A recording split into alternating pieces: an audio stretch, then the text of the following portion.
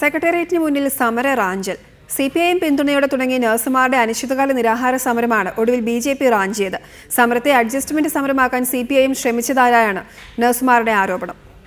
9ാമത്തെ ദിവസം കിടന്നിട്ട് ഞങ്ങൾക്കൊരു വൈദ്യസഹായം ഒരു സുരക്ഷിതത്വവും ഇല്ല. ഞങ്ങൾ ഇത്രയും സ്ത്രീകൾ 9 ദിവസം ഇവിടെ കിടന്നു. ആരും ഒരു സഹായം ഞങ്ങൾക്ക് ഇതുവരെയായിട്ടും ചെയ്തു തന്നിട്ടില്ല. ഇവർ മടങ്ങുകയാണ്. സെക്രട്ടേറിയറ്റിന് മുന്നിലെ 9 ദിവസത്തെ സഹന സമരം പാതി വഴിയിൽ ഉപേക്ഷിച്ച്. പരാജയപ്പെടില്ല എന്ന് പറയുമ്പോഴും ഇവർ ഓരോരുത്തരും മനസ്സിലാക്കുന്നു ഇനി നീതി ലഭിക്കില്ലെന്ന്. സർക്കാരിനെ മാത്രമല്ല, സമരത്തിന് തുടക്കമിട്ട പ്രതിപക്ഷത്തെയും ഇപ്പോൾ ഇവർക്ക് വിശ്വാസമില്ല. അതിന് കാരണം ഇതാണ്.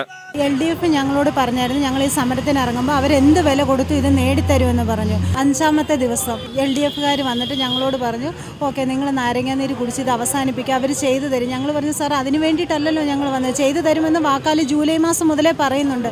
അതിനുവേണ്ടിയല്ല ഞങ്ങൾ ഇവിടെ വന്നത്. ഞങ്ങളോട് സമരം അവസാനിപ്പിക്കണമെന്ന് അവർ തന്നെ പറയണമെന്നുണ്ടെങ്കിൽ അതിൻ്റെ അകത്തൊരു അഡ്ജസ്റ്റ്മെൻറ്റ് കാണുമല്ലോ എന്നാണ് ഞങ്ങളുടെ എല്ലാവരുടെയും ഒരു സംശയം. 2 ദിവസമായി ആരും തിരിഞ്ഞു നോക്കാതിരുന്ന സമരത്തിന് യുവമോർച്ച പിന്തുണ പ്രഖ്യാപിച്ചു. ഇതോടെ യുവമോർച്ചയ്ക്കൊപ്പം തുടർ സമരം നടത്താൻ സമരക്കാരും തീരുമാനിച്ചു. BJP സംസ്ഥാന പ്രസിഡന്റ് തന്നെ എത്തി നേഴ്സുമാർക്ക് പിന്തുണയും അറിയിച്ചു. പരിപൂർണമായിട്ടുള്ള ആത്മാർത്ഥതയോടുകൂടിയിട്ട് നിങ്ങൾ ഉയർത്തിയിരിക്കുന്ന പ്രശ്നത്തോടൊപ്പം ഞങ്ങൾ നിൽക്കും. ഏതായാലും സെക്രട്ടേറിയറ്റിന് മുന്നിലെ സമരചരിത്രത്തിൽ ഇങ്ങനെയൊന്നുണ്ടാകാൻ വഴിയില്ല.